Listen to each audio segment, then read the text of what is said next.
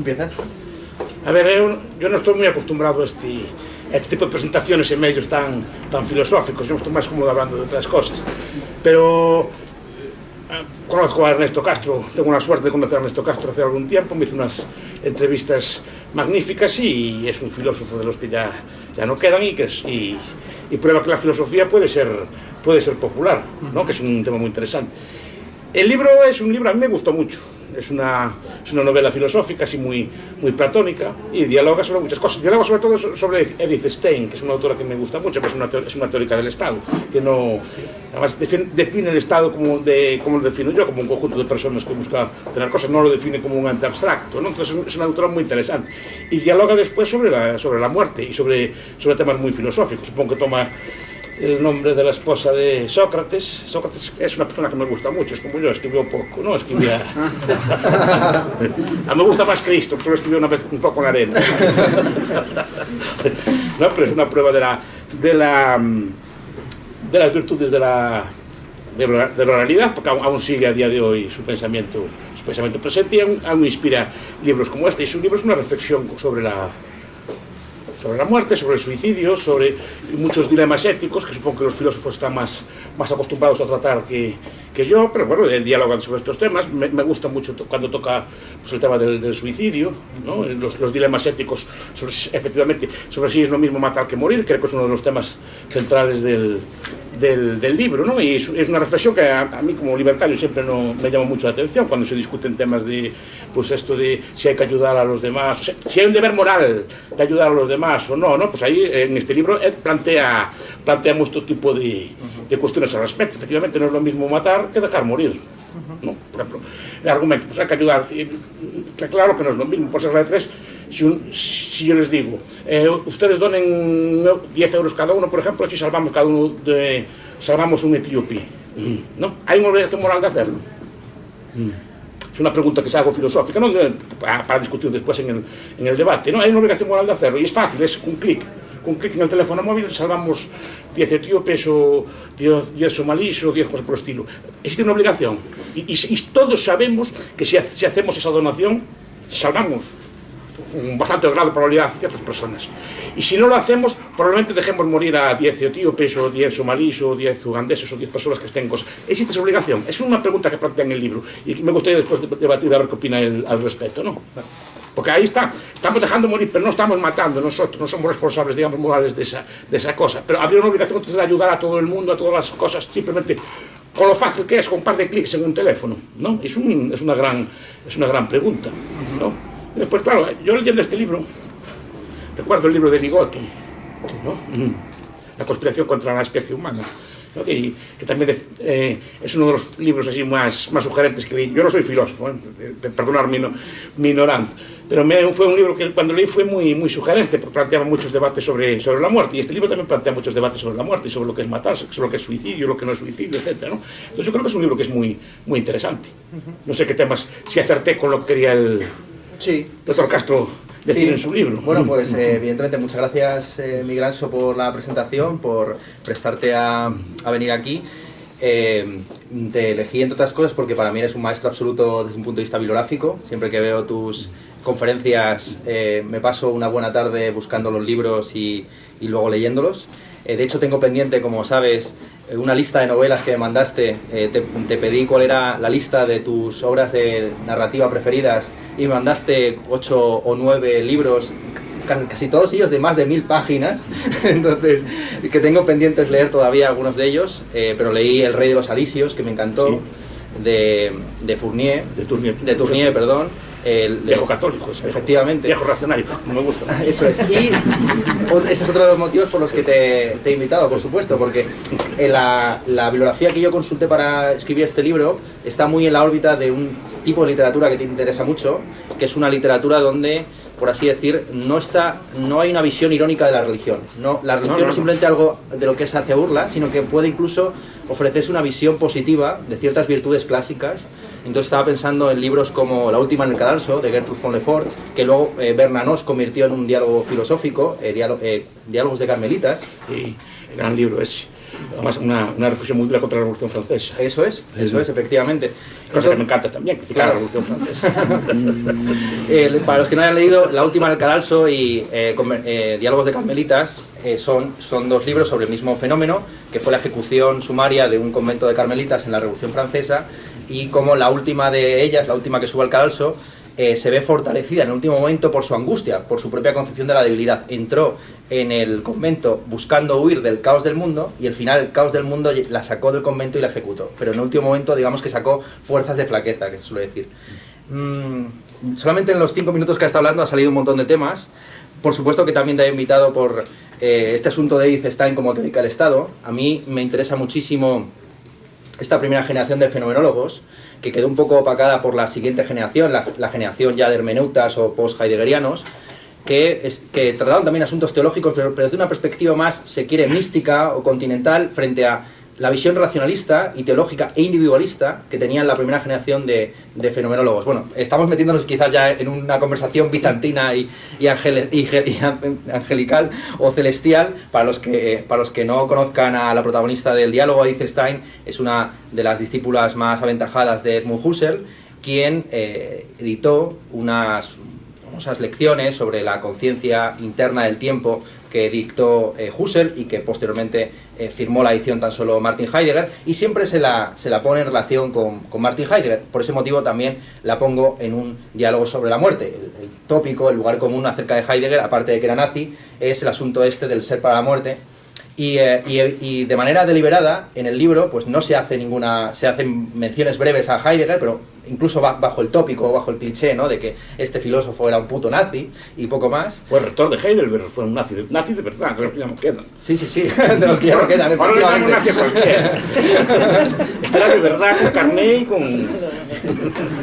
Efectivamente, hasta el año 44, hasta el año que le dejaron pagar la membresía al Partido Nazi, la estuvo pagando. Aunque debe ser un tipo curioso, ¿no? Porque debe ser muy fascinante. Porque Ana Arendt estuvo fascinada por él toda la vida. Hasta lo sacó de la cárcel después de... Sí. Después de la Guerra Mundial. Y eso que los amigos de Heidegger la metieron en un campo de concentración y todo. Y ella escapó por los pelos. Y aún así, claro, ella toda la vida le escribió y lo defendió después. Y esta cosa de la relación con Stein no lo sabía. Lo tratas muy mal a Heidegger. No, digamos que yo soy bastante heideggeriano dentro de lo que cabe, pero precisamente por eso quería curarme de espanto y quería alejarme un poco de los clichés heideggerianos acerca de la muerte y abordar la muerte en un sentido más clásico del término, asociada a la aspiración o no a la inmortalidad. De Edith Stein, seguramente en esta librería y en tantas otras, se podrán encontrar sus apostillas a Ser y Tiempo. En su libro Ser y Materia, y en Ser Finito e Ser Infinito, perdón, en Ser Finito e Ser Infinito, un libro tochísimo que ella escribió cuando estaba en el convento, hay un último apéndice dedicado a hacer determinadas observaciones a Ser y Tiempo, sobre todo el asunto de si el ser humano es un ser por definición finito. Claro, la visión católica es que no, que existe una vida más allá, etc. Y hace unas observaciones y unas objeciones que es principalmente el texto más leído de ella. Luego ustedes también pueden encontrar en las ediciones del Monte Carmelo las obras completas, que son 6 o 7 tomos, que son maravillosos, las recomiendo todas. Y en el primer tomo, el tomo de los textos husserlianos, de los textos de la etapa fenomenológica, está, como bien ha señalado, esa investigación acerca del Estado, donde ella toma la famosa distinción entre Gemeinschaft y Gesellschaft, entre sociedad y comunidad, y lleva a cabo una reducción fenomenológica del Estado, que es lo que acabas de señalar, donde el Estado no es nada más que los individuos que lo componen, no es un ente abstracto, digamos, que toma una posición nominalista, porque esto es interesante, la primera fenomenología, la fenomenología de las investigaciones lógicas, antes de Ideas 1 e Ideas 2, es una fenomenología individualista que no cree en la existencia de entes por encima del yo, frente a lo que sucederá a partir de Heidegger en adelante, donde de repente el pueblo, la comunidad, el ser para la muerte, todo este tipo de cosas se convierten en entes colectivos. Y efectivamente Heidegger seguramente era una figura fascinante, decían de él que daba clases sin levantar prácticamente los ojos del folio y que ni siquiera se dignaba mirar a los alumnos, pero a pesar de eso electrificaba al auditorio. Y vivía en una cabaña y vestía así. Lo de la cabaña es impresionante. Está el sitio en concreto se llama Todtnauberg, que está a las afueras de Friburgo, y es un sitio con unas humedades y de un tamaño literalmente de 5 metros por 5, o sea, una cosa pero enana a más no poder, que bueno, el tío se metía allí a escribir Ser y Tiempo, creo que lo escribió no sé si en 2 meses o por ahí, metido ahí a destajo. Bueno, se nos ha ido la presentación. No, digo, cuando habla de Stein, por ejemplo, Stein es un individualista metodológica, coincide lo que está diciendo tú de la fenomenología, que coincide con la figura de Alfred Schutz. Esto es. Sí. Que Schutz, por ejemplo, tienes que ver la relación con la escuela austriaca. Sabes que fue alumno de Mises. Sí. Y sabes que lo recibió cuando llegó a Mises a Nueva York, fue el que lo recibió. Esto no lo sabía. Sí. Era uno de los alumnos favoritos de él. Por eso digo, esa fenomenología, ese individual metodológico, me sorprende encontrar una santa de la Iglesia Católica. Me gusta que recurra a los santos para que... Sí. Alfred Schutz, bueno, también voy poniendo notas a pie de página lo que va diciendo él. Alfred Schutz, para que no lo conozcan, pues es un fenomenólogo y también sociólogo que hizo un mix curioso de Max Weber y de Edmund Husserl, donde evidentemente las premisas, el punto común es el individualismo metodológico, y lo que intenta es reconstruir un poco la fenomenología de la vida en común, de la vida social, donde en la interacción con los demás que no conocemos los tratamos como personajes, no como personas, es decir, pues tratas a la cajera no como fulanita de tal, sino como un individuo que te ofrece unos servicios a cambio de un dinero, de un capital. Sobre el tema este de si hay una obligación de hacer o no, yo la verdad es que estoy un poco indeciso. Es cierto que en el libro se exponen un ejemplo clásico muy conocido por todos los que se dedican a la filosofía práctica, que es el experimento, y también fuera, en las redes sociales, el experimento del tranvía. Sí. Que es un experimento que se entiende mal en ocasiones. Es en realidad una crítica al consecuencialismo. El consecuencialismo clásico pues valora las acciones morales por sus consecuencias y entiende que no hay otro criterio, otro baremo de valoración, salvo de la consecuencia. En ese sentido, si estás al lado de una palanca que permite desviar un tranvía para que en lugar de atropellar a 5 personas, atropelle a una, tienes la obligación, dirían los consecuencialistas, de accionar la palanca. Sin embargo, las posiciones deontológicas, que son a las que se llega, más o menos por reducción al absurdo de esta primera hipótesis, sostendrían que tú no tienes la obligación de hacerlo. Evidentemente, sería un acto heroico, o hasta cierto punto supererogatorio, por encima de lo debido, el que tú tomaras la responsabilidad y que también cargaras sobre tu conciencia el haber matado tú, literalmente, al haber accionado esa palanca a aquel individuo que estaba en el carril paralelo. Entonces, yo me inclino más hacia la posición esta deontológica, sí, pero que resulta muy paradójica para nuestro concepto de la moral moderna, sí, tan influido por Kant, donde no existe un bien que no esté contemplado por el deber. Es decir, todo lo que es bueno es debido.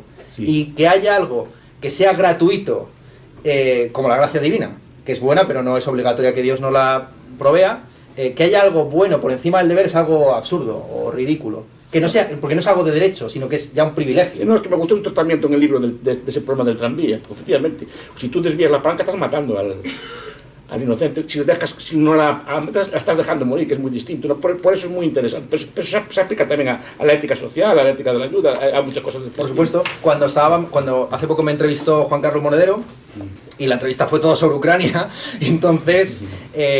claro, yo le quise poner en conexión lo que me estaba preguntando con el libro, claro, y entonces le dije esto mismo, que al final la posición geopolítica que tienen los estados acerca de conflictos que no tienen que ver con sus propias fronteras es esta. Yo estoy al lado de esta palanca, pero no me siento obligado a accionarla. No tengo la obligación de interferir en asuntos externos. Sería algo, sería una ayuda, una cooperación por encima de lo debido, ¿no? Sí, no, es que no hay una obligación, ahí está. Ahí estás interfiriendo ya en una cosa que no es tuya. Tiene mucho que ver. Pero es que toca esos temas, Rothbard, en la ética de la libertad. Discute mucho estos temas. Cuando llega, Rothbard razona al extremo, siempre al extremo. Antes que ceder, razona al extremo. Y entra en este tipo de debates. Si es lícito dejar morir o no. Si tienes una obligación moral de ayudar o no, pues es un razonamiento al extremo, ¿no? Y en este aspecto van en la misma línea que tú. ¿Y qué opinas tú de, ya metiéndonos a debatir sobre cosas que ni aparecen en el libro, pero que sí que se sugieren? Sí que se habla en un momento dado del tema del aborto, de si el aborto se puede considerar una forma de infanticidio o no. Es algo que se sugiere levemente, pero bueno, teniendo en cuenta que vamos a hacer una exposición, si se quiere, un poco más clásica, ¿no? Este es un libro que trata sobre la noche en Auschwitz.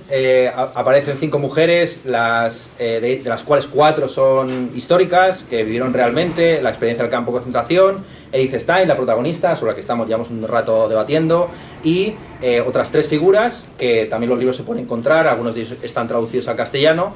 Era Margolius, una checa que a mí me parecía afín a una cierta ideología protestante kantiana, sobre el sentido del deber, también con unas memorias de su paso, no solamente por el campo de concentración, sino bajo la dictadura stalinista en la República Checoslovaca. Charlotte Delvaux, que estuvo militando en el Partido Comunista Francés y que luego publicó en ediciones Minuit una trilogía sobre Auschwitz, que escribió nada más salir del campo de concentración, pero guardó en un cajón hasta 20 años después. Y por último, Filomena Franz, bueno, se juega constantemente con el apellido, de si se la llaman por el nombre, por el apellido, de usted, de tú, con el nombre de Santa, con el nombre de Seglar, en fin. Y la última de la que hablamos, Filomena Franz, posteriormente casada con un tal Köhler. Esta es una gitana que publicó unas memorias orales en los años 80. Son 3 mujeres, aparte de Edith Stein, que murió en el año 42, 3 supervivientes de Auschwitz con 3 memorias del campo de concentración dispersas a lo largo de 3 décadas, años 60, 70 y 80, con un contexto completamente distinto. Porque claro, en los años 80 ya se ha producido la Historikerstreit, la disputa de los historiadores sobre qué hacer acerca del pasado. Si se debe olvidar el pasado, si se debe remover el pasado y estar constantemente recordando o retirando nombres de calles, etcétera. ¿Qué posición, qué opinión tienes tú acerca de este asunto? De lo de la Yo hablo de... Esto es una tesis de Nolte y estas cosas todas así, ¿no? Que discutieron toda la historia. No lo reflexioné mucho. Yo soy partidario de conservar el pasado matizándolo.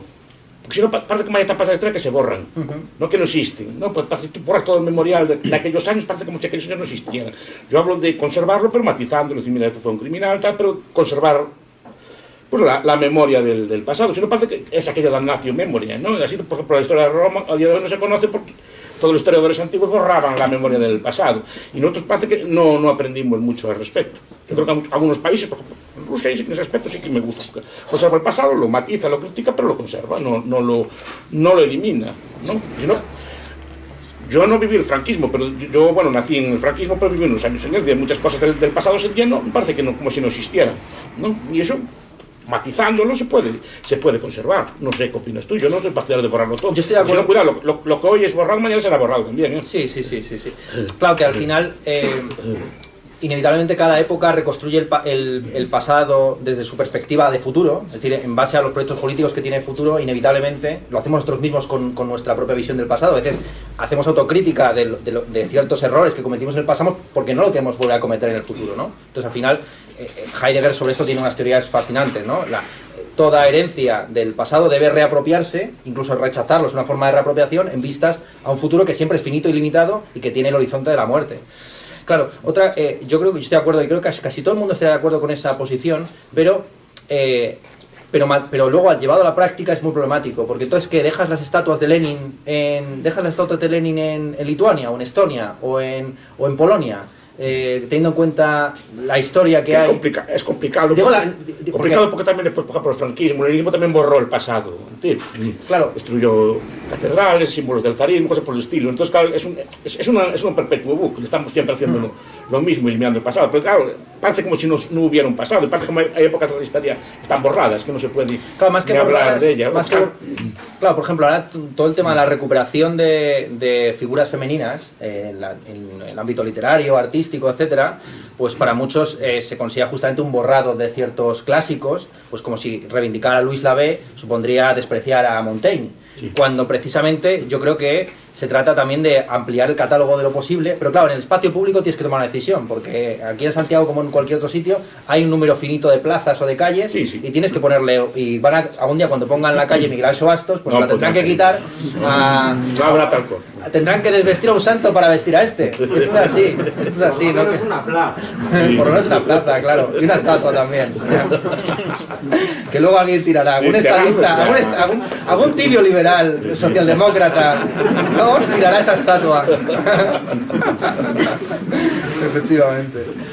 Pues sí, vamos, yo estoy de acuerdo. Y creo que, por ejemplo, en todo este tema de la memoria histórica, me parece más interesante que retirar las estatuas o los nombres de las calles, pues a lo mejor incluso centralizarlo en un sitio, que hubiera un museo del franquismo o algo por el estilo, claro, donde objetos fueran, o esas estatuas o recuerdos siguieran allí, pero digamos contextualizados o enmarcados inevitablemente por el discurso del presente. No tirarlos de todo. No podemos renunciar tampoco a la ideología incluso la ideología de la tolerancia máxima, porque en un momento dado... Es más que nada no borrar el pasado de todo. Parece que hay épocas que son borradas del pasado y no acabo de verlo. Efectivamente, yo creo que había que matizarlo, algún museo, alguna cosa así, guardar las cosas, matizándolas, explicándolo en su contexto y así, pero no borrar de todo. Es como estas modas que hay ahora de quitarle las doctores honoris causa, ¿no? Honoris causa, otra cosa así, quedarse a las personas muertas o a personas que están ya a fin de su vida. Si no, estamos siempre retirando cosas. Ahora quieren retirar, a Putin le dieron una, pues ahora quieren quitarle los honoris causa que le dieron un médico, pero vamos a ver, no se lo dieras en su momento. Espera después de una trayectoria de vida, cuando está el señor jubilado, para tirarse, se juzga más o menos el conjunto de su vida y se ve si se merece o no. Me parece que a las personas que están en la cresta de la ola, como cuando se lo dieron a Mario Conde, cuando se lo dieron a otras personas, en su momento le daban porque estaba de moda y así, después se lo quitas, no sé para qué, es igual que a Franco le dieron un montón de ellos, después se los quita, espera dárselos al final de la vida, a ver si lo merece o no, o cuando haya fallecido, si no, estamos siempre así, el propio doctorado, el propio homenaje pierde el sentido. También quería hablar contigo sobre la influencia que tiene la novela histórica en el recuerdo del pasado, porque yo sé que tú eres muy fan de Los novios de Manzoni. Sí. Me suena que en alguna de las conferencias que has dado, a la hora de enumerar libros no libertarios, sino los que aparecía bien reflejado, por ejemplo, el funcionamiento del mercado, Manzoni critica la intervención de precios. Eso es. Creo que en el Nápoles, ¿no? Esa novela es los gobernantes cuando hay... Cuidado, que ese debate está dándose ahora, ¿no? Cuando sube una cosa, la primera tentación es toparla, es cortarla, sin tener en cuenta que las consecuencias que eso va a tener después, que son mucho peores que el fenómeno original. Eso ya lo intentó hacer Diocleciano en el siglo IV, ¿no? Después de una inflación de caballo que hicieron, que puso un famoso decreto de máximos de Diocleciano con pena de muerte, a quien que pagaba más caro. En consecuencia, el imperio quedó desabastecido, no hubo nada. Claro, y esto no aprendemos nada, porque seguimos otra vez con la misma, siempre con una subida de precios, ponerle un tope.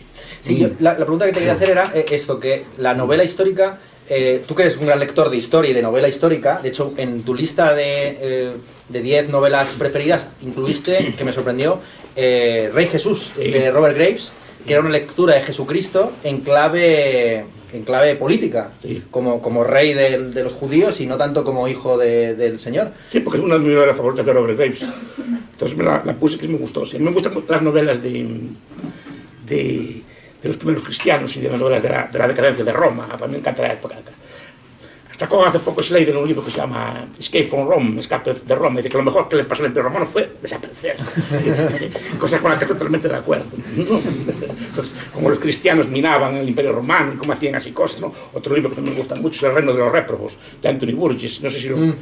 Anthony Burgess, el autor de La naranja mecánica, aunque a Ernesto le gustaba mucho porque todos sus libros son problemas teológicos. Sí, sí, sí. Y el problema de La naranja mecánica, por ejemplo, es el del libre albedrío. Claro. ¿No? Está siempre preguntándose cosas de ese estilo. De hecho, siempre se dice que la película de Kubrick, como siempre, da una imagen distorsionada. Quitaron el último capítulo, sí, claro, que es el capítulo agustiniano, donde él, ya anciano, ve a otros hacer lo mismo que él hacía de joven y ya retirado, digamos que ha aceptado una visión más conservadora de la vida, sí, y ya no habla con esa jerga digamos, sí, de la calle. Sí. Pero coméntame, tú que ya digo, tú como politólogo, como experto en ciencias sociales, ¿qué valor atribuyes a la ficción a la hora de afinar nuestra capacidad de empatizar con los demás o de ponernos en el lugar de las épocas históricas? Este libro es muy claro. Por ejemplo, he visto este debate del tranvía. Yo lo había visto filosóficamente, pero no lo vi tan claro como cuando pones ejemplos así. Yo creo que la ficción te lleva después a intentar analizar el problema con más detenimiento y sobre todo a legos como a mí en temas de filosofía o así, pues nos atrae mucho, ¿no? Entonces yo creo que es muy interesante y la ficción, por ejemplo, yo leo mucha novela histórica, me gusta mucho. Para refrescar el pasado, más porque te lo personaliza, te pone las personas reales, pero te pone un personaje ficticio, te novela un poco la situación, te la clarifica, te la pone en contexto, como metes una biografía, ¿no? Entonces te va explicando un poco la vida del señor. Juliano la Apóstata también de Robert Graves me gusta mucho, ¿no? O sea, como intenta cambiar el curso de la historia, intenta volver a los dioses paganos, etcétera, y como lo cuchillan por detrás y estas cosas así, ¿no? Estas novelas me gustan mucho.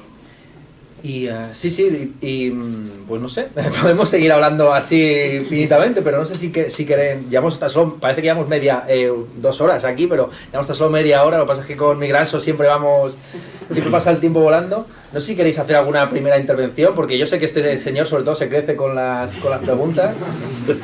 Se crece el protagonista Shelley. Yo vengo aquí porque me lo pidió él. Es un honor muy grande, pero quien sabe es él. Te puedo preguntar yo, si quieres, para romper el hielo, esperando que luego preguntes. Tú cuando escribes este libro, que es ficción, pero de contenido filosófico, que utilizas personajes que si alguien los conoce sabe que son reales, y un lector cualquiera diletante que entre en una librería y lo compre no tiene por qué saber quiénes son, y se puede dejar llevar evidentemente por las corrientes de pensamiento que cada una de ellas expone. Pero ¿esperas llegar a todo tipo de lector o esperabas un público ya con conocimientos de filosofía? La trilogía se va a ir complicando conforme se vaya publicando, y esta primera entrega era la más...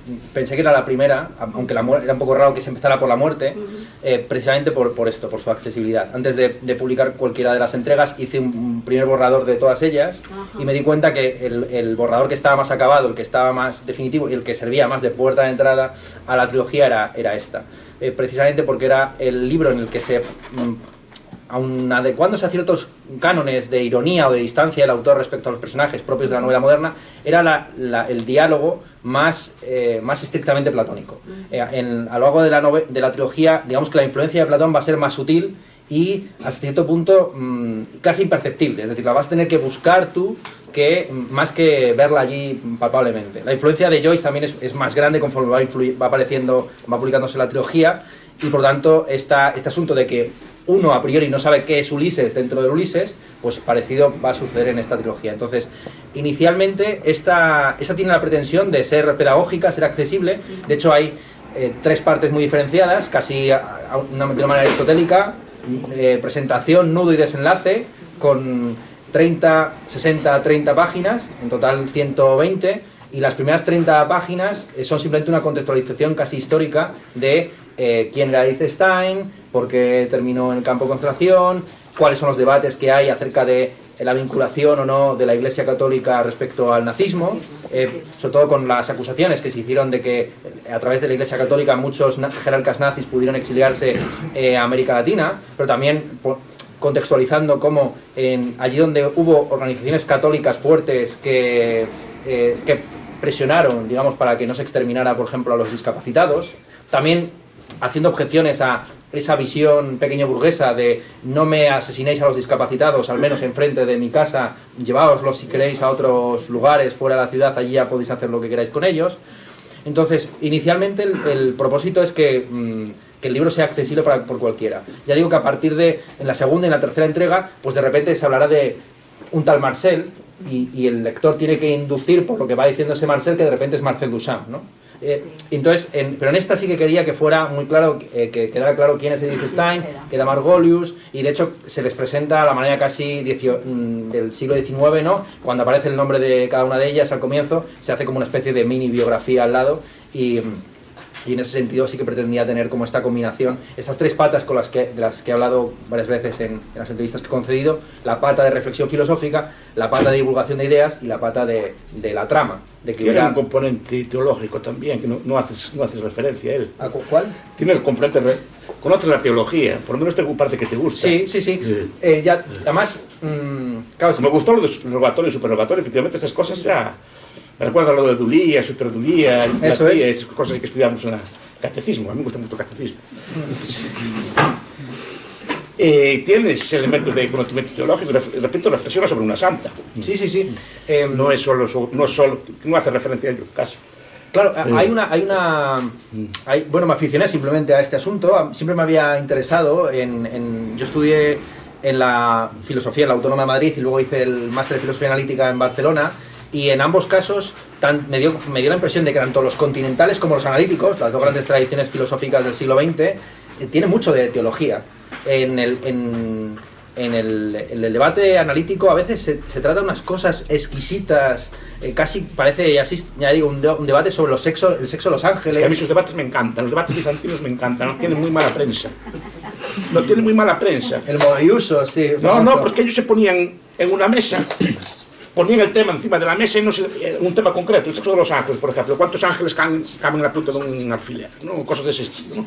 Lo ponían encima de la mesa y lo empezaban a discutir, a analizar, pero punto por punto, cosa por cosa. Por ejemplo, el debate de la punta del alfiler es el origen del cálculo infinitesimal, por ejemplo.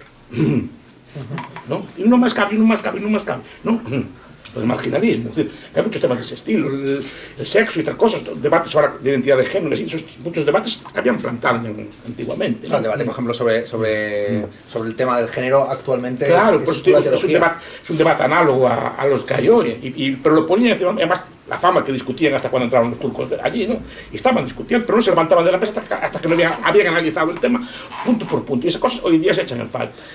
Ya digo, yo la sensación que tenía allí en la Pompeu Fabra, a veces reuniones a las 5 de la tarde con té para debatir sobre la doctrina de la doble consecuencia de Santo Tomás, además, que es el asunto de, bueno, si tú estás bombardeando una ciudad porque quieres, digamos, derribar una serie de objetivos militares, pero en el proceso matas a una serie de civiles, pero no siendo tu intención aterrorizar a la población, ¿es eso distinto de aterrorizar de facto a la población? Es decir, si yo prendo fuego a esta librería porque esta librería está asociada a Putin y está de alguna forma transfiriendo fondos a Rusia, gracias a la cual puede mantener la guerra a Ucrania. También hace referencias en el libro a la cuestión de la intención. La intención, a la hora de valorar un acto moral es importante tener en cuenta o no la intención. ¿Y tú qué opinas? Es que sí, que precisamente la posición deontológica es que, además de las consecuencias, porque eliminar la intención supondría eliminar los principios por medio de los cuales se rige la acción, y en muchas ocasiones no estamos juzgando en concreto una acción pasada de la cual ya no se puede hacer ningún cambio, sino que estamos juzgando un patrón de conducta. Claro, por ejemplo, aquí por desgracia hubo un crimen hace poco con una chica aquí y tal, murió la chica en un accidente de coche, pero el accidente de coche fue intencionado. Esto es lo que estamos viendo, claro. Y creo que es justamente castigado el señor porque el accidente fue intencionado. Claro, porque tú estás castigando la conducta futura de esta persona, sí, o de este estado o de lo que sea. Entonces es distinto que sea por accidente, por azar, por arbitrariedad, sí. Pero digamos que las costumbres, los hábitos que tiene un individuo son la forma en la que se encarna en él ciertos principios o ciertos elementos ya que no tienen que ver estrictamente con las consecuencias, que tienen más que ver con las máximas, con los principios, con los criterios que utiliza el individuo para actuar, sí, efectivamente, sí. Y que se encarnan en hábitos, en costumbres, en disposiciones respecto al mundo. Creo que la intención sí que es importante también, sí. Claro. Una cosa que quería también preguntarte es, claro, Platón, con Aristóteles y Platón hay una ironía histórica muy curiosa, ¿no? Los dos escribieron diálogos, de hecho Cicerón habla del estilo áureo de Aristóteles. Sí. Aristóteles se presupone que escribía diálogos a la manera un poco de Séneca o de Cicerón, es decir, con prólogo. Primero se presentaba el tema y luego a continuación se desarrollaba con los diversos personajes. Sin embargo, cuando se produce la edición de los papelajos, de los manuscritos para la clase de Aristóteles en el siglo I después de Cristo, la política, la metafísica, salvo la ética Nicómaco, sí, todas las demás son obras de apuntes. Sí, tiene tal éxito esos apuntes que borra de la bibliografía, elimina del canon todo lo escrito por Aristóteles. Entonces se produce la paradoja de que Aristóteles, que era llamado el lector y cuyos discípulos estuvieron detrás de la biblioteca de Alejandría, de él tan solo queda su doctrina oral, mientras que Platón, que consideraba que nadie en su sano juicio pondría sus ideas por escrito, de él tan solo nos quedan los textos de divulgación. Tú eres una persona que estás también en este cruce. No, yo escribo algo más, pero... Claro, pero ¿qué opinión tienes sobre el tema de la enseñanza oral frente a la enseñanza escrita? Son distintas. Yo creo que hay cosas que escritas están mejor explicadas, porque se pueden explicar con más detalle. Pero creo que la oralidad puede infundir sentimientos o pasiones que un libro leído no tiene. Yo puedo leer un libro, pero lo leo, opino, lo anoto, lo marco, pero no me enfado, no me río, no... Y yo, por ejemplo, en mi docencia lo que busco es que la gente salga de allí rabiosa. Rabiosa adrede. Porque dice, ¿este señor qué está diciendo? ¿No? A ver cómo le puedo contestar yo. Y voy a buscar un libro, voy a buscar discutir con otras personas, sobre todo lo que más me gusta es que a la salida de clase que haya pelea. No en la clase, que a la salida. Que demuestra que se interesan por el tema. Y que no quedó plano y que quieren profundizar en él. Simplemente yo suelto un par de cosas allí y después las discutimos. Y eso en realidad puede hacerlo. No puede hacerlo lo escrito. Lo escrito es más difícil que te enfades con un libro, que lo rompas, no cosas por el estilo. O que yo los anoto y los marco y tacho y así, ¿no? Pero no es lo mismo. No es lo mismo que una discusión oral. De hecho, vamos, mira, la gente vino a verte a ti a hablar. Yo creo que vino a verte más a ti, pero no, bueno. No. Pero vino a verte a hablar y vino a escucharte, porque vino a escucharte, a oír tu voz, a ver tu presencia física, a ver tu gesto, a ver cómo te desenvuelves. Claro que sí, claro, tiene esa virtualidad. Tu libro lo puedes conseguir perfectamente. Claro, claro. Pues no sé si queréis hacer alguna intervención, sí. Porque quería hacer dos preguntas. Vale. Una relacionada con los animales y el campo de concentración.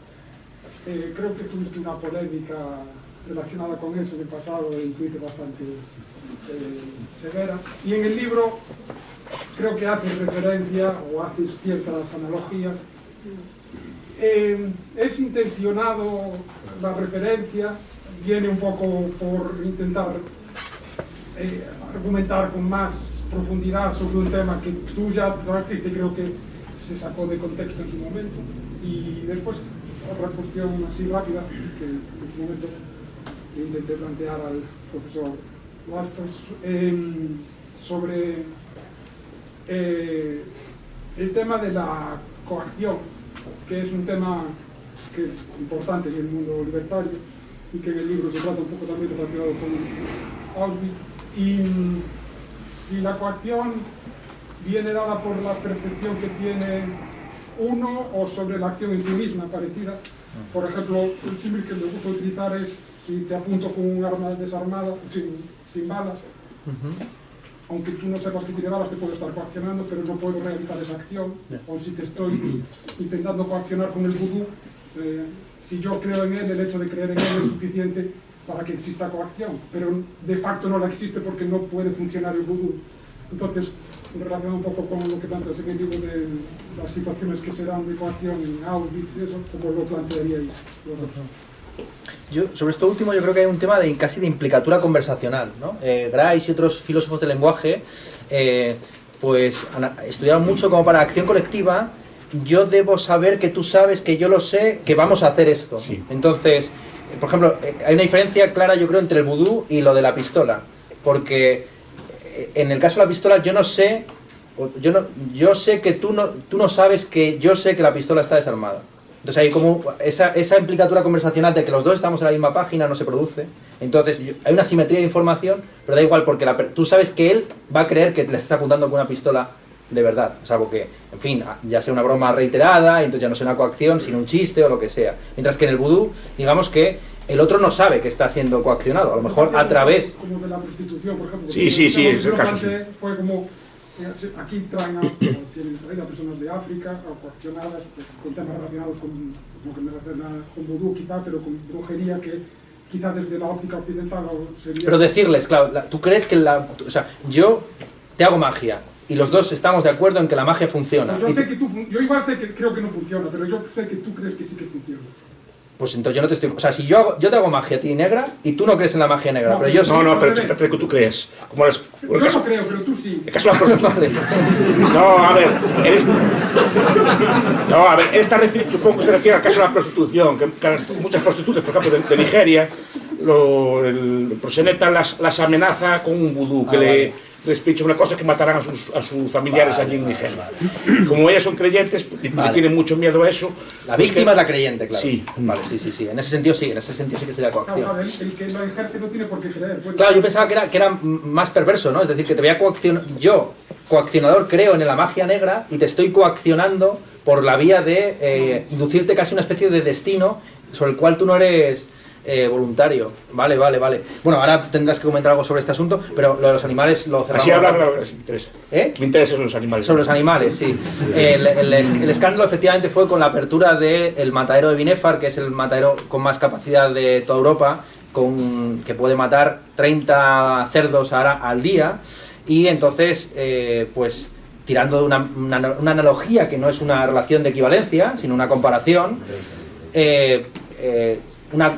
que establecieron los propios supervivientes de los campos de concentración, pues hice una mención clásica dentro del antiespecismo, que es el holocausto cotidiano de la industria cárnica. Y entonces, pues simplemente lo comparé con las matanzas conocidas de los nazis, que nunca llegaron a matar ese mismo número de individuos en un solo día. El día que más se acercaron fue en Babi Yar, justamente en Ucrania, donde creo que mataron 28.000 personas en un solo día, ¿no? Fue lo máximo a lo que llegaron, porque es verdad que Auschwitz, Sobibor y todos estos campos de concentración eran mucho más letales, pero a largo plazo, no solamente en un día. Y era una comparación, no era por supuesto una relación de equivalencia, simplemente era señalar cómo hay una relación de continuidad histórica, además, entre la industria cárnica y la industria del holocausto. Como sabido, los nazis se inspiraron mucho en las técnicas de montaje y desmontaje de la industria cárnica y posteriormente de la industria automovilística del medio oeste norteamericano. Entonces, simplemente llevaron esos sistemas automatizados a la industria de la muerte, tal cual, y despersonalizando, desmoralizando, convirtiéndolo en algo puramente burocrático el mero hecho de tratar con trozos de carne y llevarlos de aquí para allá. Entonces, simplemente, ya digo, esto no lo invento yo, está en Todo Adorno, está en Isaac Bashevis Singer, está en un montón de autores judíos. Pero tú que eres antiespecista, entonces. Pero el antiespecista es especialista y el especialista es antiespecialista. A ver esto. Sí, ya veo por dónde vas. Sí, que el antiespecista o el antiespecista prototípico pues suele ser alguien que privilegia sobre todo animales que se parecen más o menos al humano. No, y que establece que el ser humano es distinto, tiene que tener un código ético distinto de los animales. Por ejemplo, las hormigas, lo estudia Wilson, son súper imperialistas y súper explotadoras y masacran pulgones y pasan por otro tipo de cosas, ¿no? Sí. Pero tú no puedes ser... Como todos los animales, por ejemplo, la mortandad entre perros es muy superior a la que hay entre humanos, eso lo sabe cualquiera. Los gatos son de los predadores peores que hay en el ser humano. De hecho, los ecologistas más radicales están en contra de los gatos. Sí, claro. Lea Lenti Pincola, me parece que se llama así, que se puede escribir. La Deep Ecology es muy contra los gatos, porque los gatos matan un montón de pájaros, además pájaros que son escasos, esos raros, así, ¿no? Y hacen unas matanzas terribles de todo tipo de bichos, son predadores natos, ¿no? O sea, el gato se comporta matando. El perro el señor José le mató a un perro a mi madre hace poco, es decir, pero no es infrecuente, en peleas de perros por el espacio, y son súper crueles. Entonces, es decir, el perro se comporta como un animal más y piensa en su especie y piensa en su interés. El ser humano, si es una especie más, actuará como las demás especies, y actuará pues, comiendo a todos los demás como hacen las demás especies. Tú estás diciendo que el ser humano es un ser ético distinto, que es una especie distinta y que por tanto que aplicar unos criterios éticos distintos a las demás especies. Entonces eres tú, claro, el que eres especista. Claro, ya.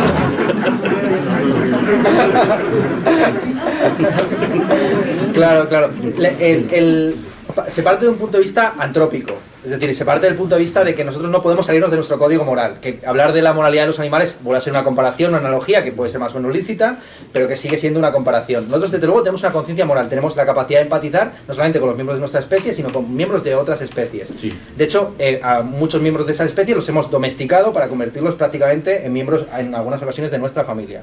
Entonces, nuestra moral, precisamente la moral nuestra, es una moral que ha ido expandiéndose y ha ido incorporando en el seno de lo considerado moralmente relevante a individuos que hasta entonces eran ajenos a la comunidad. Eso hay que discutir primero. Bueno, desde luego, en el Paleolítico, alguien de otra tribu tenía un estatus moral y muchísimo, casi inferior a los animales domesticados por la propia tribu. Como sabes, Peter Singer y otros, que se definen a sí mismos como darwinistas de izquierdas, es decir, ser antiespecista, claro, pero ya sabes que, pero por si acaso, también para contar al darwinismo de izquierda. Darwinismo de izquierdas y la teoría de los círculos de empatía viene a sostener que ha habido un progreso moral históricamente, que ha hecho que el individuo contemple como pacientes éticos no solamente a los miembros de su familia, sino también a sus vecinos, no solamente a sus vecinos, sino a los miembros de su ciudad, no solamente a los miembros de su ciudad, sino a los miembros de su estado, no solamente a los miembros de su estado, sino a los miembros de la cosmópolis. Y, ya digo, son algunos incluso teóricos clásicos del individualismo metodológico y también de utilitarismo, es cierto, porque es uno de los defectos quizás del antiespecismo, que está muy orientado y muy cargado hacia el utilitarismo, hacia el consecuencialismo. De hecho, es una terminología que no se suele utilizar en la bibliografía antiespecista seria o más respetada. No es hablar de derechos animales, porque se considera en la herencia de Bentham que los derechos son estupideces y que los derechos naturales son estupideces sobre zancos. Entonces, tú no estás, no, yo tampoco estoy de acuerdo con él. Yo creo que la teoría de los derechos y el concepto de derechos es un concepto que depende también, que se puede aplicar y que se puede aplicar también al campo animal. Pero a lo que vamos, que ser antiespecista no consiste en ponerse en un punto de vista antrópico, sino en, partiendo precisamente de las intuiciones morales que ya estamos aplicando en el presente, darte cuenta que las razones por las cuales consideramos un paciente ético a determinados individuos de nuestra especie son también las razones que nos podrían llevar, y que de hecho llevan en condiciones determinadas, familiares y demás, a tratar como pacientes éticos a tu perro o a tu gato. Sí, pero tú aplicas esas restricciones solo a la especie humana. Y que forma parte de esa... Al perro, señor José, lo castigarías, lo ahorcarías, ¿qué harías con él? Y forma parte... Por matar al perro de mi madre. No, bueno, pero ¿qué castigo le darías? Pero si le estás aplicando una noción de castigo, por ejemplo... ¿Castigo o supuestamente, no? Porque por ejemplo, ahí no por eso se habla de pacientes éticos. ¿Castigarías el consumo de carne? ¿Castigarías ese tipo de cosas? No me explico. Luego está cómo se lleva a la práctica el antiespecismo, si el veganismo tiene que ser un veganismo más agresivo, si incluso, en fin, tiene que ser algo más bien de, digamos, cumplir con el ejemplo, lo que sea, ¿no? Es decir, porque al final las posiciones tan refinadas intelectualmente, pero también tan minoritarias dentro del espectro político como las que nosotros dos representamos, sí, pues se enfrentan a paradojas. Porque ¿qué hace también un anarcocapitalista siendo profesor de una universidad pública? Sí. Y tiene su justificación y tiene su análisis, ¿no? Entonces, ¿qué hace? Pues ¿Qué hace un obrero trabajando en la empresa privada, un obrero comunista? Claro, que sí. Pues efectivamente, entonces hay pero es que cualquier posición política que quiera cambiar el mundo realmente existente, al tener que lidiar con ese mundo realmente existente, va a enfrentarse a los problemas de transición, al problema de la transición, sin más. Pero algo que nos hemos metido en un sitio, en un agujero que va a ser ya muy difícil de porque yo lo que veo es que esta ética, esa restricción solo se aplica de forma al ser humano, no a todas las especies. Efectivamente, porque se considera... tú consideras que es una especie distinta. Claro que sí.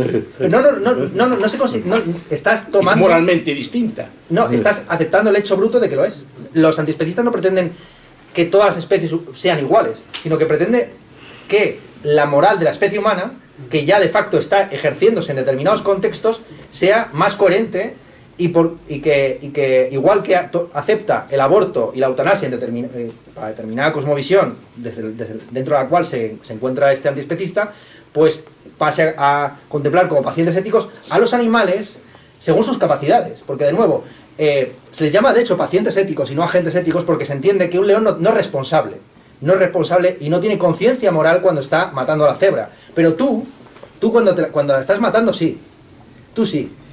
Claro, soy distinto. Eres distinto, pero el antiespecista no pretende ser un igualitarista biológico.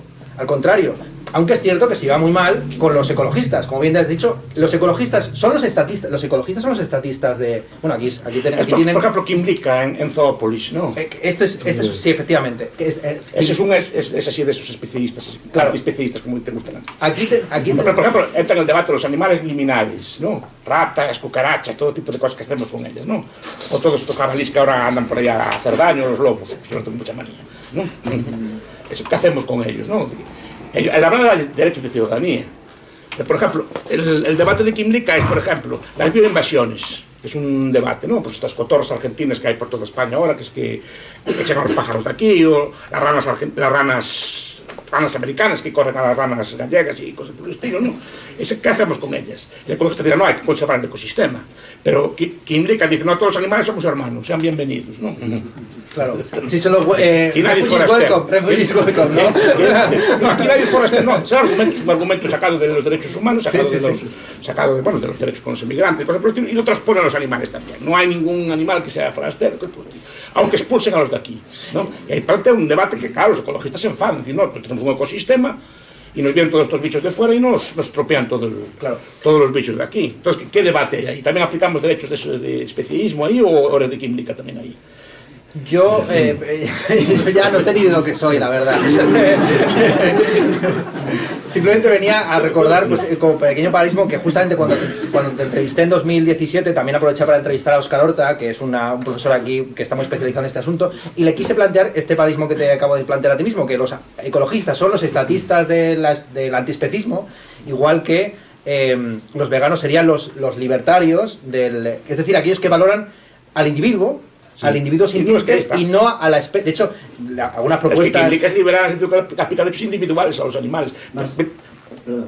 Sí. Más o menos, o sea, nosotros somos alumnos de filosofía de aquí. Claro, sí, no, de hecho Óscar Horta me lo puntualizó y dijo que él no era libertario en la terminología de la filosofía analítica, porque ser libertario supone también aceptar que hay una autopropiedad del cuerpo y que uno puede, digamos, poner limitaciones a la aplicación del interés general o del bien común. Claro, es que precisamente nosotros tuvimos clase con él. Entonces, el año pasado, por ejemplo, es cuando tuvimos el clase con él, y él nos explicaba cómo, dentro de lo que él defendía, el tema era, por una parte, un veganismo, que es lo que estamos hablando de ese libertarianismo, ¿no? Pero por otra parte también una intervención de la naturaleza. Sí, sí, sí. Eso es. Claro, eso que pasa, que al fin y al cabo estamos considerando que nosotros tampoco somos parte de la naturaleza. No, que precisamente todas las teorías estas de la nave, tierra, etcétera, sí, es que Lovelock y demás, es que hay tal interrelación entre la cultura y la naturaleza, entre el estado y el estado salvaje, que nosotros ya estamos interviniendo en la naturaleza y cualquier acción que llevemos a cabo, consciente o inconscientemente, va a influir en los pequeños cotos en los que han quedado reducidos los animales salvajes. Entonces, que el estado de naturaleza no es un estado salvaje, sino que es un estado que está troquelado, modelado por las actividades inevitables que hace el ser humano. Entonces, que ya no se trata de si vamos a intervenir en la naturaleza, sino con qué criterios estamos interviniendo en la naturaleza. Si intervenimos con criterios estrictamente especistas o antropocéntricos, o por el contrario vamos a contemplar que también los intereses morales o de supervivencia o de bienestar de ciertas especies van a ser contemplados como legítimos, ¿no? Efectivamente, yo he llegado a estar en reuniones de este tipo, ya digo, como debate angelical y celestial, babilónico o bizantino, constantinóplico, podríamos decir, debatiendo si el mejor de los mundos posibles sería uno en el que tan solo existieran ballenas y plancton, porque entonces la cadena trófica sería muy pequeña y habría poco sufrimiento, serían en un extremo individuos apenas sintientes como el plancton y por otro lado ballenas que tienen amigos, reflexionan también sobre la teología y sobre la doctrina de la doble consecuencia. Eso en gran medida es una cosa que criticamos un poco de la filosofía analítica, que es al fin y al cabo esa reducción de la ética a la economía. Nosotros tuvimos clases de ética en las que tuvimos clases enteras discutiendo si era deseable estar un segundo más metido en la lava si tuvieses una consecuencia mejor, o, ¿sabes? O si la lava quemase más o estuviese a tantos grados, si sería deseable. Entonces, al fin y al cabo, como se está reduciendo esa dimensión ética, que podría ser más de ese campo indeterminado, y en ese sentido me recuerda a Spinoza, la idea de que nosotros somos parte de la naturaleza, no somos un imperio ajeno a la propia naturaleza, sino que esa indeterminación es parte de nosotros, ¿no? Entonces ese intento de reducirlo todo a economía es como que... sí, más a teología diría, porque claro, es decir, igual que sería como reducir la religión a la teología, ¿no? Es decir, los debates estos de Santo Tomás, cuando la religión también es el apostolado, es la mística, es decir, es la historia y precisamente a través... Lo que le falta a la filosofía analítica son ejemplos que no sean experimentos mentales, ¿no? Es decir, casos concretos, situados históricamente, donde de nuevo pueda volver a surgir el sentido común, ¿no? Y no simplemente sean ya especulaciones, efectivamente, de si me meto o no me meto en la lava, este tipo de cosas. El famoso tranvía, tal, parece que todos los días estuviéramos dando las palancas en el tranvía, pues no es así, ¿no? No es así. Eso de la naturaleza es muy interesante. John Passmore creo que tiene un libro muy interesante al respecto, ¿no? De la idea de naturaleza. A ver, una abeja coge cosas de por ahí, de flores y así, sintetiza cera, sintetiza cosas y hace edificios, ¿no? Nosotros no hacemos lo mismo. Sí, sí, sí. ¿Cuál es la diferencia? No, yo no lo veo, o sea... No, yo de hecho en clase de... Nosotros también, lo que llevamos vestido así, pues son cosas que están en la naturaleza, que más o menos las cogemos de por ahí, las mezclamos en procesos industriales, las sintetizamos, pero no cogemos nada que no esté en la tierra. Es decir, no Sí, bueno. lo proyectamos, de acuerdo, lo pensamos antes, pero no hacemos nada que no esté en la naturaleza. Nuestros tejidos, nuestros metales, nuestras cámaras, nuestras cosas, están sacadas de la tierra, de metales y así, simplemente nosotros con inteligencia los mezclamos, los manufacturamos y hacemos cosas. Pero hacemos con las abejas, pero con más sofisticado. ¿Somos naturales o no cuando hacemos esas cosas? ¿Dónde empieza la distinción entre natural y artificial? ¿No? Es muy interesante ese debate. Miguel Ancho, ¿Qué? en las abejas el socialismo funciona. No tienen una reina. No quieren repúblicas. Las abejas, ¿cómo se llama este? Melvin Laskin, Utopía y Revolución, tiene un capítulo muy bonito al principio sobre los insectos sociales como un modelo de los utopistas, efectivamente. Es siempre las abejas, y no las hormigas. ¿Alguna otra pregunta, intervención? Sí, yo tenía una pregunta. Sí. Perdón, ¿a ti te parece compatible el liberalismo con el antiespecismo? No, son debates distintos, ¿no? Ahí puede ser Es que yo no perfectamente. lo veo tan distinto, porque jurídicamente, en realidad, si lo piensas, el liberalismo predica que el individuo tiene que ser capaz de reivindicar su propio derecho. Sí. Entonces, si el animal no es sujeto de derecho, porque no lo concibe, no es consciente, es inimputable, digámoslo así, tiene que ser un derecho social el que lo defienda. Es decir, un Estado que se arrogue la capacidad de actuar en nombre de aquel que inconscientemente necesita de su protección, supuestamente para aquellos que sean socialistas. Sí. Claro, no, o sea, Me parece que no tiene un fundamento, me parece incompatible de raíz, era por saber tu opinión. Vale. no, porque tiene Por el tema de reivindicación, ¿no? Claro. Por el tema de reivindicación, claro. Claro, porque he visto justificaciones muy raras también del narcocapitalismo por la vía de Hermann Hoppe y todo el tema de la ética comunicativa, que efectivamente deja fuera a los que no tienen nuestra capacidad de comunicación, pero eso no empieza con los animales, empieza con el que hable otro idioma. Porque nunca estamos hablando en esperanto, en un idioma, en unas condiciones ideales de debate. Yo he visto algunos debates, de hecho, en el Swan de Lugo sobre este asunto. Esto no es exactamente así, porque el que no hable, o sea, que tú hables otro idioma no quiere decir que no entiendas que tú tienes derecho a defenderte o que tengas una situación que consideras injusta y que quieres hacer reivindicar, y el animal no lo entiende. Pero el animal defiende sus Quiero decir que el animal defiende sus derechos en el sentido de que tú a un oso le vas a atrapar, le vas a cazar y habla un idioma que tú entiendes rápidamente, vamos. No solo sí, son los otros. Sé que Hoppe tiene problemas, porque son los acodejados más, por cierto. Eso es. Sí. Sí. No es de él solo. No, claro, sí, por supuesto. Es decir, que cuando yo hablo contigo te reconozco a ti como individuo, o sea, Claro, de la sí. forma que hablemos, o sea, con gestos, con un escrito, o sea, te reconozco a ti con una capacidad de argumentar contra mí, que estoy conociendo tu propiedad sobre tú mismo. Claro. De hecho, bueno, la teoría materialista de Gustavo Bueno sobre la religión va por ahí, en el sentido de que considera que las religiones se basan en la experiencia numérica real en el paleolítico del encuentro con el animal. Es decir, el animal en el paleolítico, antes de que se dominen ciertas técnicas de caza y de domesticación, es un dios en la tierra, porque tiene capacidad de agencia, con él hay que tener un trato prudencial, a veces hay que sacrificarle parte de la caza para que no se enfade, y en fin, son dioses reales en la tierra, y empieza a producirse ya una inversión religiosa cuando los animales pueden ser domesticados y ya se convierten en atributos de los dioses, o hay dioses con cabeza de animal y cuerpo de ser humano, y digamos que la ideología es la fase superior de la religión. Pero bueno, que son temas interesantes a tratar, Sí. evidentemente, porque algunos discípulos de Gustavo Bueno también pueden empalmar con el antiespecismo por esa vía, si no con el antiespecismo, porque desde luego vamos a cambiar esto, no, desde luego con el antiespecismo no, pero sí con con una cierta justificación del trato ético a los animales por razones religiosas, de nuevo, por razones teológicas de caridad, de piedad, prácticamente de piedad, hacia lo que fueron dioses en el Paleolítico. Sí, también de mantenimiento de una cierta memoria histórica. Es que no es necesario un Estado para... Ahí el antiespecismo no es necesario un Estado para ser antiespecista. Otra cosa es que seamos antiespecistas. Efectivamente, por valores religiosos o éticos, y la religión no es estatal. Es una cosa distinta. Por valores religiosos, por una cuestión, como decías tú antes, por algún tipo de miedo a una especie de sanción divina. Hablo de derechos. Sí, pero los derechos... Claro, pero los derechos se pueden fundamentar sin ausencia del Estado también. Y para proteger los derechos individuales también necesitas de algún tipo de asociación o de cooperación con otros, ¿no? Creo. En la mayor parte de los casos. Salvo en peleas como las que se producen a la puerta de las clases de Migranso, No, son peleas- donde cada uno se defiende con sus son peleas propias armas. dialécticas,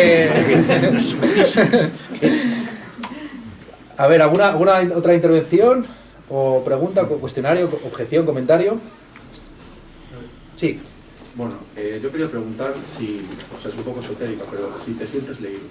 Es decir, más allá más allá de las ventas de los libros, las reviews, si de verdad tú crees que conectas con algún contemporáneo, entiende tus problemas y le interesan tus soluciones.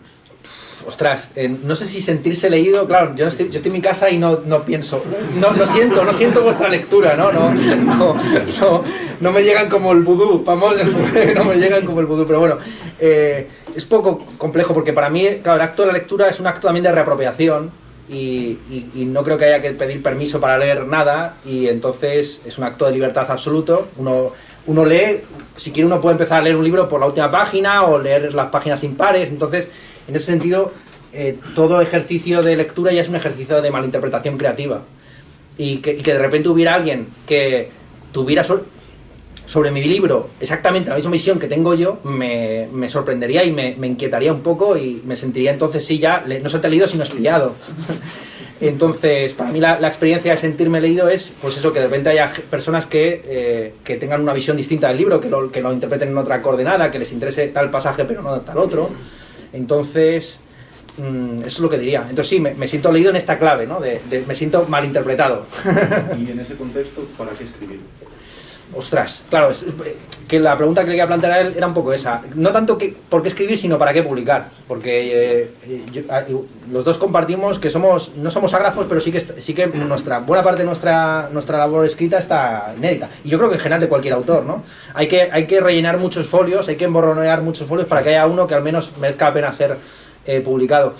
Yo creo que para fijar la obra, porque a partir de Flaubert en adelante, y esto es algo que yo creo que casi todos los escritores contemporáneos lo tenemos, hay como un poco esa aspiración fáustica de darse uno a sí mismo las reglas, ¿no? De que no va a escribir simplemente un libro ateniéndose al canon del soneto o de qué sé yo, el madrigal o de la novela epistolar o de la novela de caballería, sino que va a reescribir un género al mismo tiempo que está escribiendo. Entonces, claro, es el problema del lenguaje privado. O sea, cuando tú estás escribiendo, estás realmente escribiendo un lenguaje privado, aunque lo hagas en castellano, en gallego, en lo que sea, y entonces, ¿cómo sabes cuándo la obra está bien? ¿Cómo es la diferencia entre creer que algo está bien y que esté de verdad bien? Pues probar suerte a publicarlo, yo creo, ¿no? Y ahí hay ya un proceso de externalización donde la obra pasa a ser contemplada primero por tus amigos que la leen y luego por los editores y luego finalmente por los periodistas que lo que leen es siempre la contraportada, ¿no? El famoso reseñismo y las lecturas solapadas de las que hablaba Gómez de la Serna y finalmente pues encuentros como este, ¿no? Claro, Además, para mí escribir es idéntico a pensar, ¿eh? Yo creo que, no sé a ti si te pasa igual, pero yo creo que las buenas ideas casi siempre te pillan, las buenas ideas casi son algo de los dedos, ¿no? Sí, son dactilares. Y van en el propio proceso. Van en el propio proceso, es una memoria digital. De hecho, yo no me arranqué bien a pensar, podría decir, hasta que no sistematicé una forma de escritura, incluso con la disposición en Word. O sea, que al final yo creo que afecta más a la forma en la que piensas, qué tipo de aplicación utilizas, qué tipo de fuente de letra, si lo tienes estructurado ya de antemano o no, dónde guardas esos documentos, que otras cosas y más a las que se le da más importancia, creo. No, más fíjate, la escritura más es distinto de ti en un momento dado. Eso es. Tú puedes cambiar de opinión, yo cambio de opinión en muchos aspectos. Claro, pero yo tengo mi obra escrita, lo poco que escribí, para unas cosas escribí, las tengo escritas y fijadas, y a lo mejor no estoy de acuerdo con lo que eso es. Entonces vas manteniendo una cierta distancia respecto de ti mismo que es muy saludable. Y a diferencia de lo que sucede en los pueblos sin historia o en los individuos sin escritura, tienes constancia de los errores del pasado, entonces los puedes ir mejorando y precisamente porque en una época fuiste anarcocapitalista o comunista o trotskista o lo que sea y ahora ya no, pues puedes entender mejor los argumentos a favor y en contra de esa posición. Pero si digamos que te vas dejando llevar por la reescritura permanente del pasado a partir del presente, pues vives en esa memoria histórica que vas borrando tu propio pasado y por lo tanto no te dejas a ti mismo aprender de tus errores y de tus aciertos, porque a veces aciertas y dices, lees una página que escribiste hace 3 o 4 años y dices, hostia, qué maravillosa está esta página, ¿no? Yo tuve ya digo, en el tema de la escritura hay una cosa muy curiosa, que es que casi todos el otro día estuve hablando con Manuel Javois, ahí en Madrid, no sé cómo terminamos en un mismo bar, y de repente me empezó a dar una turra tremenda, y entonces me dijo él, Ernesto, lo mejor que le puede pasar a un escritor es detestar la novela que escribió hace 2 años, ¿no? Porque si detestas por completo la novela que acabas de publicar o que has publicado hace poco, vas a esforzarte mucho más en que esta que estás escribiendo ahora sea la buena, ¿no? Entonces, que todo el proceso... Y hay muchos escritores que me hablan de esos términos, ¿no? De que la novela que están escribiendo ahora es la negación, la refutación y la sustitución de las previas. Y que si no tienen esa visión, si de repente se releyeran a sí mismos, si vieran que su punto más alto fue la anterior novela, nunca podrían terminar la que están escribiendo, ¿no? Entonces yo creo que escribir y publicar, también eso, no solamente escribir sino publicar, tiene que ver con borrar los errores del pasado, ¿no? Es decir, pues que se hable de Jantipa en lugar de Otro para el agua, o del trap, o de... ¿no? Y entonces, que ya no dejar de ser el filósofo del trap, o el filósofo millennial, para ser el filósofo neoplatónico. Sí. Entonces una especie de carrera hacia adelante, hacia el abismo, cuando ya se vayan acabando los adjetivos, simplemente seas ese gilipollas que lleva 30 novelas escritas y publicadas. Creo que por ahí quería... Sí. En esto que estamos hablando, ¿qué papel tienen las redes sociales, las nuevas formas de comunicación? Tú estás más metido en esto que yo. Yo, en las redes sociales. A ver, es un escrito igual, cambia la forma, yo no veo... Yo no escribo, no tengo redes sociales, tengo un Facebook pero no lo uso, pero no sé que hay de eso del TikTok y el Instagram, el Tinder, y Grindr, sé que hay de esas cosas modernas que la gente usa como repente, pero al final tiene que escribir algo allí. Yo sé que escribo cosas, me las ponen en blogs, pero escribo. ¿Qué pasa que no escribo igual cuando escribo para papel? Es que ¿Tú escribes a mano o escribes en ordenador? No, en ordenador. En ordenador. Antes dijiste que en el diálogo conversacional hay como más peleas, y yo pensé en Twitter que está escrito, pero hay muchísimas peleas, ¿no? Claro, pero porque la reacción es inmediata, es lo que sucede en la oralidad. El asunto es que pues estamos aquí hablando y él ha dicho, por ejemplo, que Martin Heidegger es profesor en Heidelberg. Si lo hubiera escrito en Twitter, habría 40.000 diciéndole, a través de una búsqueda en Google, era de Friburgo, idiota, no sabes nada. Este es catedral... Era de Friburgo, sí. Claro. Lo pueden constatar. No, claro. Y esto a veces en clases... Claro, entonces, aquí se lo hemos pasado, ¿no? Los que sabíamos lo de Friburgo y tal, pues lo hemos dejado pasar porque, digamos, hay un principio de calidad hermenéutica que se aplica en la oralidad inevitablemente, porque si no vas a estar peleando por cada frase o por cada coma, cada anacoluto, cada expresión maldicha, mientras que cuando se fija a lo escrito, pues efectivamente lo que decía Platón, ¿no? Que tú le preguntas a lo escrito y el escrito ya ha dicho lo que tiene que decir. Entonces, por ese motivo, se le puede someter mucho más a la ironía, a la broma, aunque bueno, claro, al final, el fuera de contexto oral, funciona parecido a la escritura, porque sí que genera una distancia y una fijación donde tú ya no estás poniéndole comentarios al Socas en su chat en directo mientras la está cagando porque va a una cuenta en Twitter, sino que lo que tienes es el recortado tal cual de lo que dijo in illo tempore, ¿no? El problema principal de las redes sociales es, para la maduración intelectual, esta respuesta instantánea. Entonces, tú el recuerdo que tienes ya de la obra, o de la obra, ¿no? El hilo de Twitter o el post que publicaste en Instagram o donde sea, es ya lo que te dice el público de él. Entonces, eso, claro, te pasa un autor en promoción es el peor crítico de su obra, porque la imagen que tiene de su obra son las preguntas cliché que le van repitiendo una y otra vez los periodistas. Entonces hay parte de su obra que se van borrando o que van desapareciendo porque nadie les pregunta por ellas y él no relee el libro, y el libro lo escribió hace unos meses o a veces años, pero al haber sucedido un periodo de tiempo en el que el libro era conocido por él pero por nadie más, digamos que puede todavía refugiarse en lo que pensaba en aquel periodo. Lo que sucede cuando tú escribes y publicas y tienes ya la recepción inmediata es que tú tan solo no te acuerdas de ni lo que has dicho, sino de cómo fue recibido por los demás. Y eso a veces es bastante perturbador, porque ya no estás aprendiendo de ti mismo, sino de la imagen especular, casi narcisista, que los demás tienen de ti, que a veces es positiva y a veces es negativa. Por eso muchas veces, ya digo, los influencers o los streamers y tal, se meten a ellos mismos en un agujero, pues eso, ¿no? El Socas llegando en el delirio a pensar que estaba bien tener una cuenta secundaria para insultar a gente.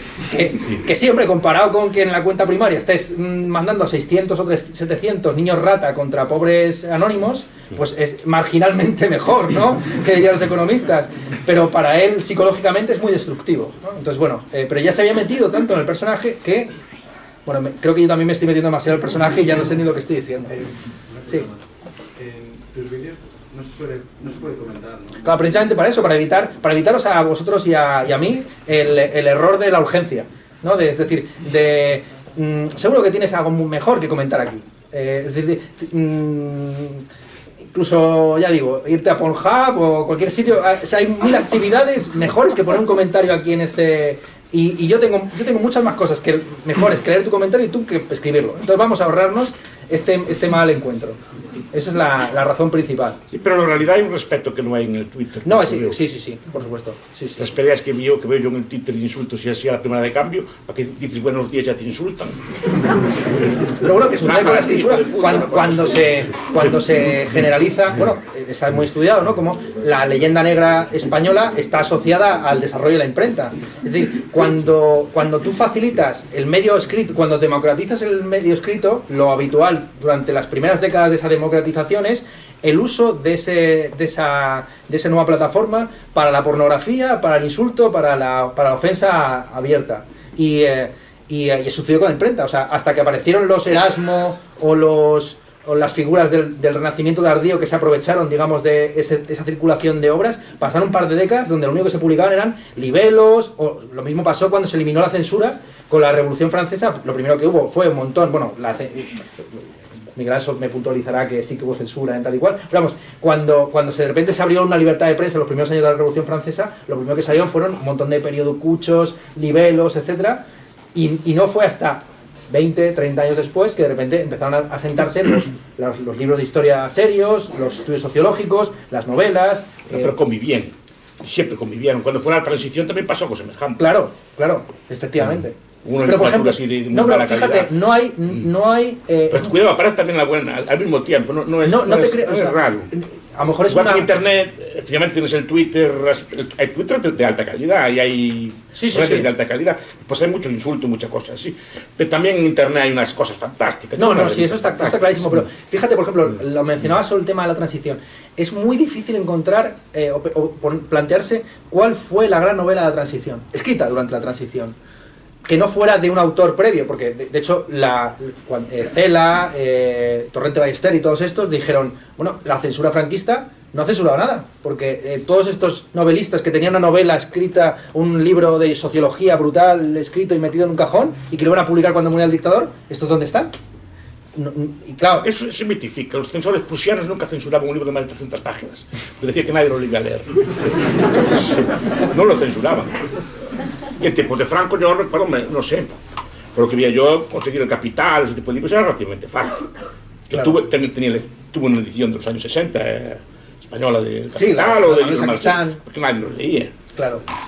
Sí, lo decía Miguel Ángel, ya te estoy citando a ti in absentia. No, lo decía Gustavo Bueno, que allí en Oviedo lo que tenían eran los libros de comunistas y demás, en lugar de tenerlos digamos a la altura de los ojos, pues lo ponían o bien en la planta, en la estantería abajo, o bien en los más altos, y ya está, con eso se ahorraba mucho. De hecho, Gustavo Bueno, en el texto que tiene sobre el papel de la filosofía en el conjunto del saber, cuenta cómo el libro lo ha escrito muy rápido y como no tenía una estantería no pudo llegar a los libros de marxismo que estaban en la parte de alta de su biblioteca. Entonces sí. ¿Queréis hacer alguna otra intervención? ¿O ya estamos mal de tiempo? ¿A qué hora cerramos? No hay prisa. Mientras no canséis, vale. No pasa nada.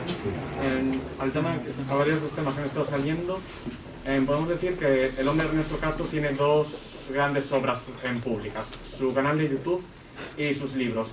Yo tengo dos preguntas. ¿Cuál crees que será recordado Ernesto Castro por su canal de YouTube o por sus libros? ¿Y con cuál se identifica más el hombre Ernesto Castro?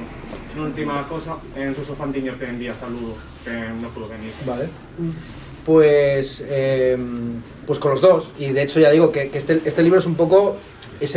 al abordar el género del diálogo, lo que quiero es un poco buscar ese mix, o sea, conjunción, ¿no?, de la oralidad y la escritura, y yo me siento constantemente dividido entre ambos géneros. Durante mucho tiempo estuve trabajando principalmente como conferenciante, como profesor, dando clases. Poco a poco me di cuenta que es mejor dar menos para darlas mejor, y ya procuro dar menos conferencias o darlas más espaciadas en el tiempo, y darme tiempo sobre todo para escribir. Y ya lo que haga la posteridad no es cosa mía, ¿no? Rousseau pensaba que pasaría la historia por la Nueva Eloísa y al final pasó a la historia por el Contrato Social, que es un libro inacabado. Aristóteles escribió unos libros poniendo mucho esfuerzo en que fueran unos diálogos de estilo áureo y al final pasa la historia por unos apuntes mal escritos con los que daba clase. Entonces, a lo mejor paso la historia por el diario que llevo años y años ya escribiendo y donde plasmo pues a veces reflexiones de todo tipo, cosas de actualidad que afortunadamente ya no enuncio en las redes sociales, sino que me las guardo para mí, y luego alguien que quiera decir, pues ¿qué pensaba Ernesto Castro sobre la guerra de Ucrania? No se irán a la entrevista de Juan Carlos Monedero, se irán, espero, al diario donde digo cosas un poco más duras, que si la dijera en un programa de Juan Carlos Monedero me metería en Auschwitz precisamente. Bueno, no sé si queréis preguntar algo más. Venga, vamos a hacer hacemos si queréis una ronda última de como intervenciones y cerramos. Venga. Una rápida. Bueno, en primer lugar, agradecerte que subas los vídeos de tus clases, porque para mucha gente que pasamos ya la época de carrera y tal, y no se nos ocurrió, por desgracia, estudiar filosofía, es una buena forma ahora de entrar en contacto. Y en relación con esto te pregunto, y lo que acaba de comentar ahí el compañero, ¿cómo consideras que puede afectar a la divulgación de la filosofía que ahora se salga un poco de la academia y haya youtubers filósofos? Bueno, porque vas viendo que poco a poco aparecen más, no quizás de tu estilo, que me parece mucho más preciso, pero sí, yo cada mes o así encuentro un nuevo canal que divulga filosofía, que plantea temas para sacarlos un poco del contexto académico.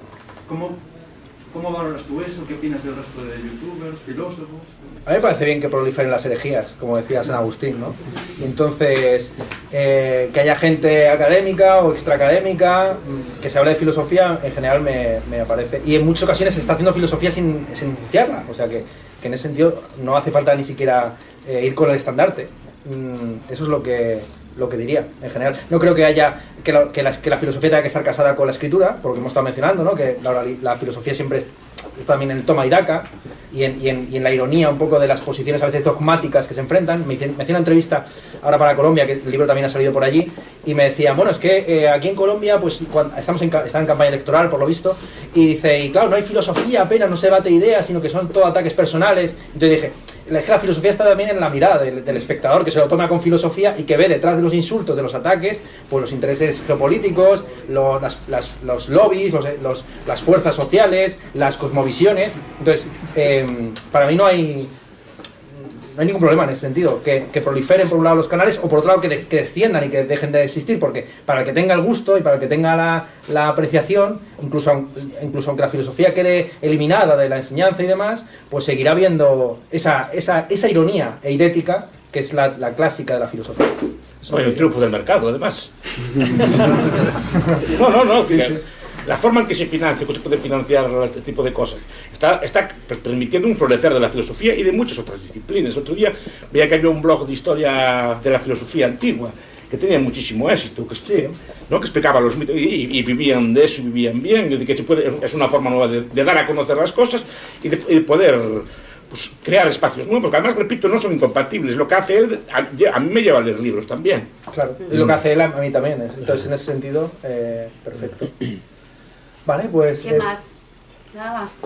Bueno, yo quería daros las gracias a todos, porque la verdad es que reuniones como esta dan sentido a una librería, y que vivan los estudiantes de filosofía, porque cuando fue la semana de filosofía que celebré en la universidad, tuvimos, no estaba Ernesto Castro ni Miguel Ángel Bastos, estaban alumnos charlando con otros, y yo creo que ha sido de las cosas más chulas. Mira que hacemos muchas cosas en Cronopios, así que gracias a todos y gracias Miguel Ángel y Ernesto por esta súper conversación.